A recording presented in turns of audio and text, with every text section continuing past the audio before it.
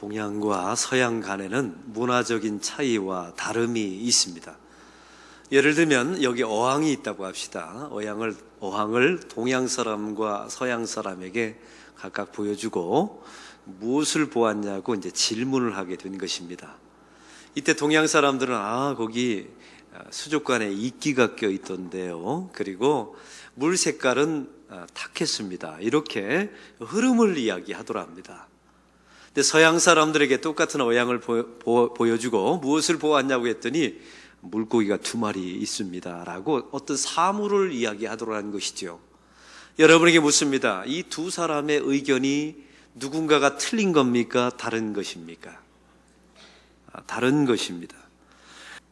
이게 동양 사람의 특성입니다. 어떤 연관성, 관련성 이런 것들을 통해서 규정을 짓죠. 여러분, 이 중에 누가 틀렸다고 말할 수 있습니까? 아닙니다. 다를 뿐입니다. 문화적인 차이가 있다는 말이지요. 오늘 이와 같은 문제를 다룬 교회가 제1차 세계 종교 대회가 열렸습니다. 이 대회는 예루살렘 교회 안에서 이루어지게 됩니다. 이 예루살렘 교회 안에서 다루어진 세계 종교 기독교 교회 1차 대회의 논제는 이렇습니다. 예수 믿는 이방 사람들에게 할례를 하게 해야 되느냐, 하지 않아도 되느냐? 할례를 받아야만 구원 얻을 수 있는 것이냐, 그러지 않아도 구원받을 수 있는 것이냐, 또 예수를 믿어도 모세율법을 지켜야 되는 것이냐, 안 지켜도 되는 것이냐. 바로 이것이 세계 기독교 교회가 첫 번째로 회의를 열었을 때 다룬 논제였습니다. 사랑하는 성도 여러분, 기독교로 개종한 유대인들에게는 아무 문제가 없습니다. 왜요? 지금 저들은 할례를 했으니까요. 그리고 누구보다도 모세율법을 열심히 지키고 있으니까 자기들에게는 아무런 문제가 없었습니다. 그러나 이방 사람들, 기독교로 개종한 이방 사람들에게 문제가 있는 겁니다. 왜요? 저들은 아직 할례를 받지 않았거든요. 그리고 율법을 지킨 바가 없기 때문입니다. 그래서 이 문제를 심도 깊게 다루게 되는 것입니다. 도대체 이 의제와 문제가 왜 중요한 문제가 되었을까요? 바로 제1차 세계교회 회의가 결정한 내용이 앞으로 기독교의 운명을 판가름 지었기 때문입니다. 예를 들면 기독교가 만약에 1차 종교 회의를 통해서 이런 결정을 했다고 합시다. 예수 믿는 모든 사람들은 무조건 다 할례를 해야 합니다 라고 결정을 했다고 합시다. 그러면 어떤 일이 벌어지냐면 기독교는 유대교의 한 분파가 돼버리고 마는 겁니다. 그리고 세계 종교가 되지 않는단 말이죠.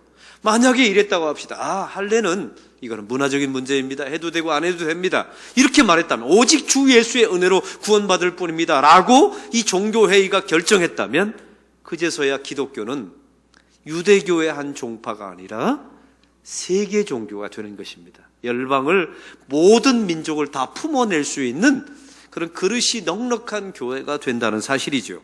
그러니 얼마나 중요한 논제이며 의제였겠습니까? 또한 이 종교회의를 통해서 가장 중요한 것이 결정됩니다. 이 할례가 유대인의 문화냐, 문화이면 해도 되고 안 해도 된다. 그러나 이 할례가 만약 진리이면 반드시 해야 된다. 이런 결정을 내리게 된 것이죠. 사랑하는 성도 여러분, 그러면 이 만일 제1차 세계 종교회의에서 예수 믿는 모든 사람들이 할례를 다 해야 합니다 라고 말했다면 어떤 결과가 나왔을까요? 아까 말씀드렸죠. 기독교 교회는 이제 유대인의 한 종파가 되었고요. 두 번째는 할례가 구원의 절대적인 조건이 되었을 겁니다. 세 번째는 예수님께서 이 땅에 오실 필요가 없어집니다. 그리고 아마 우리가 다음 주에 드려질 성탄 예배는 지구상에 존재하지 않았을 것입니다. 바로 이토록 가장 중요한 결정을 내리는 이 교회 회의니 이게 얼마나 중요한 순간이었겠습니까? 그러면 제1차 세계 종교 교회 회의를 통해서 결정한 내용은 이렇습니다. 제가 결론부터 말씀드립니다. 첫째, 주 예수의 은혜로 구원받는다는 것을 확증합니다. 할렐루야. 할례나 율법을 통하여 우리 신앙적인 어떤 행위를 통하여 구원받는 것이 아니다 라고 단호하게 결정합니다. 그리고 두 번째, 유대인 너희들도 매지 못하는 멍에를 어떻게 이방 사람들에게 매게 하느냐, 앞으로 멍에를 매게 하지 말라 라고 말합니다. 유대 사람들이 얼마나 율법을 열심히 지켰습니까? 그런데 율법을 다 지켰나요? 지키지 못했습니다. 지키지 못했을 때 드렸던 제사법을 성경의 구약에 나와 있지 않습니까? 하나님께서도 이미 아셨던 거예요. 율법을 지키라고 말씀하셨지만 다 지킬 수 없음을 아셨던 것이죠. 그래서 우리는요, 우리 자신도 유대인도 매지 못했던 멍에를 이방 사람들에게 매지 말라라고 결정하게 됩니다. 그리고 세 번째, 할례는 진리가 아니라 유대인의 문화일 뿐이다. 이것을 결정하게 됩니다. 해도 되고 안 해도 된다는 것을 이 예루살렘 제1차 교회 회의가 결정하게 됩니다. 이 결정으로 기독교는 이제 유대교 중에 분파가 되지 않았고 세계 종교가 되었으며 열방을 품어내는, 그물을 넓게 치는, 온 민족과 열방을 다 품어내는 넉넉한 교회가 되었던 것입니다. 그런데 이 교회가 이 1차 회의를 통해서 그물을 넓게 편 이 과정을 한번 보시기 바랍니다. 이와 같은 결정에 결정적인 기여를 했던 두 사람이 있습니다. 두 사람의 이름은 하나는 베드로고 두 번째는 야고보였습니다. 우리가 알다시피 베드로는 누구입니까? 예수님의 수석 제자입니다. 사도 중에 으뜸이었습니다. 이 베드로가 이방인 백부장 고넬료 사건을 통해서 이런 설교를, 이런 말을 1차 회의에서 하게 됩니다. 이방 사람들에게 성령이 임했습니다. 내가 보았습니다. 하나님께서 믿음으로 그들의 마음을 깨끗하게 하셨습니다. 하나님께서는 이방인을 차별하지 않으셨습니다. 그리고 주 예수의 은혜로 구원받는 것입니다. 그리고 이방 사람들에게 할례를 강요해서는 안 됩니다. 이걸 베드로가 이야기했어요. 그러니 이게 얼마나 영향력이 있었겠습니까? 사도 중에 사도요, 가장 으뜸이었던 사도였던 베드로가 이 공의회에서, 1차 회의에서 이 말을 했기 때문에 이 일이 결정된 거예요. 두 번째 사람은 야고보입니다. 야고보는 예수님의 동생이었죠. 별명이 낙타 무릎이었어요. 얼마나 기도를 많이 했든지 무릎이 낙타처럼 돼버린 겁니다. 기도의 사람, 영성의 사람이었지요. 예수님과 함께 육신의 동생으로서 30년 동안 지켜보았던 사람이에요. 이 사람이 바로 야고보서를 지은 사람입니다. 중요한 것은 지금 현직 예루살렘 교회 담임 목사였어요. 이 야고보가 이런 말을 합니다. 그 회의에서 신명기 7장의 말씀을 인용하죠. 이방 사람들이 예수를 믿는 것은 당연합니다. 구약에 예언되었기 때문입니다 라고 말하면서 신명기 7장을 읽어요. 이방 사람들이 하나님께 돌아오는 사람들을 우리는 괴롭게 해서는 안 됩니다. 믿음과 은혜로 구원받는 것이지 행위로 구원받는 것이 아닙니다. 이 이야기를 야고보가 담임 목사가 하는 겁니다. 이러니 그 회의에 얼마나 큰 영향력을 끼쳤겠습니까? 그런데 한번 생각해 보세요. 이 이야기를 만약 베드로와 야고보가 하지 않고 바울이 했다면 이 회의는 이런 결정을 하지 않았다는 사실입니다.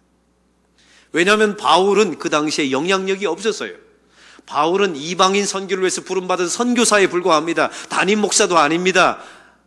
오늘 성경이처럼 첫 번째 사도도 아닙니다. 이런 사람이 이야기했다면 이 회의의 결정은 분명히 달라졌을 것입니다.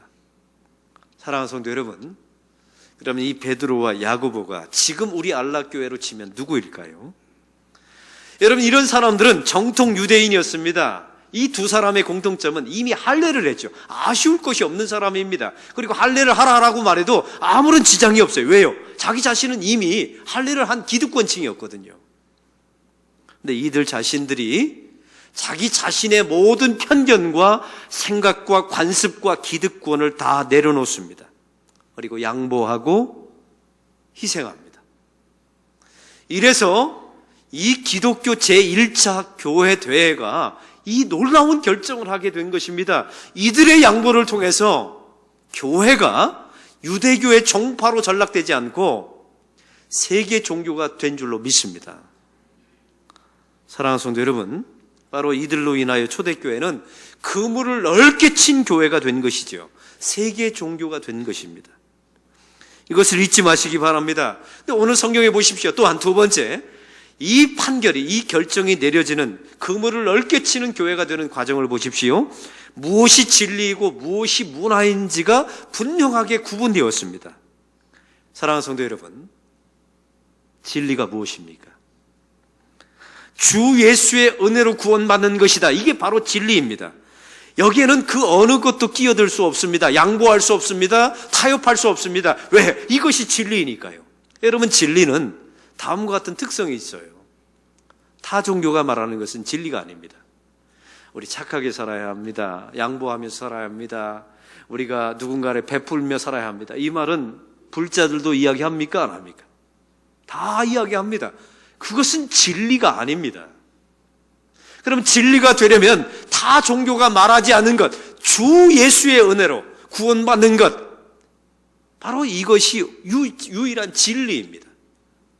사람에 따라 바뀌는 것은 진리가 아니죠. 또한 시대에 따라 바뀌는 것은 진리가 아닙니다. 진리는 죽을 때 말할 수 있는 것이 진리입니다. 만약에 우리 집사님 한 분이, 남자 집사님이 돌아가시고 있어요. 제가 찾아가서 이런 질문을 했다고 합시다. 집사님, 할례는 하셨나요? 여러분, 엄청 웃긴 일이죠. 보십시오. 죽을 때 말할 수 없는 것은 진리가 아닙니다. 문화일 뿐이죠. 그것은 그들의 관습일 뿐입니다. 바로 이런 분명한, 죽을 때 말할 수 있는 것, 유일합니다. 권사님, 집사님, 예수님을 나의 구주, 나의 하나님으로 영접하셨습니까? 바로 그것이 진리입니다. 그럼 문화가 무엇입니까? 구원의 조건은 아니죠. 그때그때 달라요. 상황에 따라, 문화에 따라, 시간에 따라, 사람에 따라 바뀌는 것이 바로 문화입니다. 서로 다를 뿐이죠. 얼마든지 문화는 양보할 수가 있습니다. 그 문화를 양보하는 교회가 그물을 넓게 치는 교회예요. 그 대신 진리는 타협해서는 안 됩니다. 오늘 성경의 베드로와 야고보를 보십시오. 유대인들에게 말합니다. 저 이방 사람들을 괴롭게 하지 말라. 멍해. 너희들도 매지 못하면서 왜 매게 하느냐? 이렇게 말합니다. 그리고 이방 사람들에게는 이렇게 말합니다. 20절을 볼까요? 다만 우상의 더러운 것과 음행과 목매어 죽인 것과 피를 멀리하라. 너 이방 사람들도 세 가지 정도는 유대인의 문화를 지켜줘야 된다라고 부탁합니다. 왜요? 이게 바로 이 우상숭배와 관련이 있기 때문에 그렇습니다. 유대인의 문화와 관습도 인정하고 있다는 사실이죠. 사랑하는 성도 여러분, 성도와 교회가 유대교의 한 종파로 끝나지 않고 세계 종교, 그물을 넓게 치는 인생과 교회가 되려면 무엇이 문화인지, 무엇이 진리인지를 분명하게 구분하셔야 합니다. 오늘 성경에 보면 또한 세 번째 과정이 있어요. 야고보와 베드로가 말할 때 최소한의 규정을 스스로 하도록 말합니다. 여러분, 수백 가지의 율법이 있지 않습니까? 그 중에 세 가지만 지키라고 말합니다. 우상 제물을 먹지 마세요. 음행하지 마세요. 목매어 죽인 짐승은 먹지 마세요. 왜 이 말을 했을까요?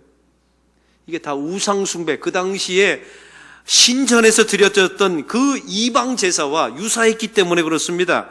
여러분, 오늘 성경을 보십시오. 유대인의 규정은 최대 규정에서 다 지켜라, 지켜야만 된다, 지키면 구원받는다, 최대 규정을 말했지요. 그런데 오늘 야고보는 뭐라고 말합니까? 세 가지만 지키라고. 그 수백 가지의 조항 중에서 세 가지만 지키면 구원받는다가 아니라 너에게 유익된다라고 말합니다. 여러분, 이 표현을 어떤 분은 성경에 이렇게 써놨더라고요. 이렇게 번역할 때 이 세 가지 옷을 입어야만 예수 믿는 당신에게 어울립니다라고 쓰여져 있었어요. 우리에게 유익이 된다는 말입니다. 사랑하는 성도 여러분, 초대교회는 그물을 넓게 쳤습니다. 교회의 문턱을 낮췄지요. 수백 가지 율법 중에서 세 가지만 지키라고 말했습니다. 최소한의 규정이었죠. 이것 또한 구원의 조건은 아니었습니다. 너에게 유익하라고, 그리고 스스로 지키라고 권면했다는 것입니다. 우리는 탕자의 비유를 아시죠? 탕자의 비유를 보면 최고의 규정을 말하지 않아요. 만약 최고의 규정은 뭡니까? 너 쓴 돈 다 회수해라. 또 완벽하게 회개하지 않으면 아버지로서 너를 받아들일 수 없다라고 말하는 게 최고의 규정이에요. 근데 성경은 이 아버지는 최소의 규정을 말합니다. 뭐라고 말합니까? 돌아오기만 하라고. 내가 이미 용서해놓고 기다리고 있으니 돌아오기만 하라고 말하는 것이 최소 규정입니다. 이것 때문에 탕자가 산 것입니다. 그물을 넓게 친 것이죠. 성도도 마찬가지입니다. 이 탕자를 품어낼 수 있는 성도와 우리 안락교회가 되기를 소망합니다. 또한 네 번째 과정입니다. 스스로 하게 하였습니다. 여러분 시켜서 한다면 이건 노예입니다. 노예의 영성이죠. 이건 멍해입니다. 그러나 스스로 하면 그때부터 사람은 자유인이 되는 거예요. 왜냐하면 내가 선택했거든요. 내가 자원했거든요. 나의 기쁨입니다. 그리고 스스로 삼가하는 거예요. 여러분 예수 믿는 저와 여러분도 마찬가지예요. 우리는 다 먹을 수 있습니다. 이 세 가지 규정이요. 우리 교인들이 불자에서 개종한 분들이 저한테 음식을 가져다 주는 경우가 있어요. 근데 이런 말을 합니다. 목사님, 이거 제사 드리는 음식인데 드려도 될까요? 이분이 헷갈려서 그런 거예요. 그러면 제가 뭐라고 말할까요? 주세요. 음식인데요. 이 담임 목사가 먹으면 거룩해집니다. 제가 말하면서 그 음식을 제가 받아서 먹습니다. 아무런 문제가 없어요. 그런데 우리가 알아야 될 것이 한 가지가 있습니다. 예수 믿으면 다 먹을 수 있고 다 볼 수 있고 다 갈 수 있어요. 그러나 예수 믿기 때문에 하지 말아야 되는 것 몇 가지는 있으셔야 합니다. 있습니까? 스스로 만드셔야 돼요. 예수 믿기 때문에 반드시 해야 되는 것 몇 가지가 있어야 합니다. 있으십니까? 스스로 결정하신 겁니까? 바로 이것이 건강한 성도, 이 초대교회의 모습이었습니다. 스스로 정해야 그것에 대한 의미가 있고 우리는 노예가 아니라 자유인으로서 그 일을 할 수 있다는 사실이죠. 저에게 한 교인이 이메일을 보내왔습니다. 목사님, 담배 피우면 지옥 갑니까? 제가 담메일을 보냈습니다. 집사님 요즘 담배 피우시죠? 그걸 어떻게 하셨어요, 목사님? 그러더라고요. 참 순진하세요. 근데 만약에 제가 이랬다고 합시다. 제가 그 메일을 받고 얼마나 고민되면 집사님이 그런 메일을 보내셨을까요? 근데 여러분 그거 아십니까? 담배와 술을 금하는 기독교는 한국밖에 없습니다. 독일의 목사님들은 제가 회의를 하는데 담배부터 피우세요. 얼마나 은혜가 안 되는지. 목사님이 회의하는데 담배부터, 그것도 개신교회 목사님들이에요. 만찬을 갔는데 다 술 파티를 하는 거예요. 이 포도주를 다 따라 놓고. 그러니까 기독교, 이 대한민국의 기독교만 이래요. 여기는 이유가 있어요. 일제시대 때 일본 사람들이 우리나라에 들어와서 유곽을 만들어 놓고 민족성을 말살하려고 이 전매청과 술집을 만들어 놓고 난리를 핀 겁니다. 이때 기독교가 젊은 사람들의 영성을 지켜내자라는 마음으로 금주구면, 국채보상운동을 우리가 벌이게 된 겁니다. 이 두 가지, 금주구면운동, 국채보상운동. 이것이 한국 기독교의 좋은 정통이 되어서 지금까지 이어져 내려온 겁니다. 해보니까 해로워요, 이득이 돼요? 이득이 되죠. 많이 술 먹으면 몸에 해하다는 것 이제 알지 않습니까? 요즘 담배 피우면요 들어갈 건물이 없어요. 이런 날이 올 줄 알았어요, 우리는. 한국교회가. 이게 문화적인 건데요. 바로 그러니까 스스로 선택하는 거예요. 그래서 집사님께 제가 이런 메일을 드렸어요. 예수님이시라면 어떻게 대답하셨을까? 근데 기가 막힌 생각이 떠올랐어요. 집사님, 담배 피우면 절대로 지옥 안 갑니다. 대신 천국은 아주 빨리 갑니다. 가로 열고 폐암. 제가 썼어요. 그랬더니 집사님이요, 저한테 담메일을 보내왔는데 이렇게 보내왔습니다. 목사님, 제가 스스로 끊겠습니다. 여기서 중요한 단어가 있어요. 스스로라는 단어. 이게 얼마나 기가 막힙니까? 누가 끊으라고 해서 끊는 게 아닙니다. 왜요? 나는 노예가 아니거든요. 나는 자유인이잖아요. 그리고 예수 믿기 때문에 해야 되는 것, 하지 말아야 되는 것 몇 가지는 반드시 있습니다. 그게 성도들을 건강하게 만드는 겁니다. 또 한 가지요, 우상제물과 음행과 목매어 죽인 것, 부지불식간에 먹었다고 합시다. 어떤 일이 벌어질까요? 교회 공동체에 나와서 제가 잘못했습니다. 제가 이거 먹었다고 해서 지옥 가는 건 아니지요? 라고 묻는다면 뭐라고 대답해야 됩니까? 아니요. 당신 지옥 안 갑니다. 주 예수의 은혜로 구원받는 것입니다. 그 대신 다시는 먹지 마십시오. 이게 바로 기독교의 전통이었어요. 이게 세계 기독교 1차 회의에 결의한 바입니다. 이게 여러분 지금까지 지속되어 와서 유대교의 한 종파로 끝날 수밖에 없었던 기독교가 세계 종교, 열방을 품는 종교가 된 것입니다. 할렐루야. 올해 수능은 굉장히 어려웠다고 합니다. 부산에서 가슴 아픈 일이 있었어요. 1교시 국어 시간이었습니다. 한 여학생의 도시락 가방에서 핸드폰이 울렸어요. 그 기사 보셨지요? 아이가 심장마비에 걸린 줄 알았답니다. 나중에 사연 알고 보니까 엄마가 도시락을 싸주는데 습관적으로 넣는데 그 도시락통에다가 습관적으로 자기도 모르게 딸의 핸드폰을 꺼내놓은 걸, 딸은 안 가지고 가겠다고 꺼내놨는데 엄마가 집어넣은 거예요. 그게 1교시에 딸은 울려버린 겁니다. 그 아이는 그 자리에서 퇴실당했어요. 여러분, 그 어머니, 그 퇴실당해서 집에 온 그 딸을 바라보는 그 어머니의 심정은 어땠을까요? 아주 기가 막힐 일이죠. 그런데 이 딸 아이가 집에 돌아와서 다른 날 수험생 커뮤니티에 이런 글을 올렸습니다. 제가 적어왔어요. 저는 오늘 부정행위로 걸린 재수생입니다. 그냥 재수생이었나 봐요. 엄마가 도시락 가방 주시기에 그대로 받아 넣었는데 엄마 탓을 하진 않아요. 저랑 같은 시험실에서 함께 시험 보신 분들에게 정말 죄송하다고 말씀드리고 싶어요. 이 글을 썼어요. 대단한 아이죠, 이 아이가. 근데 이 글을 누가 보았냐면 교육부 관계자가 보았습니다. 그리고 회의를 다시 열었답니다. 본래 규정상 핸드폰이 울리면 퇴실과 2년 동안 시험을 못 보게 돼 있어요. 근데 결정을 내리기를 내년에 보는 것을 허락하게 해주자라는 결정을 내렸답니다. 보십시오. 세상 안에도 은혜라는 게 있어요. 내가 잘못했다는 것을 고백하고, 만약 이 아이가 이랬다고 합시다. 이거는 억울한 법입니다.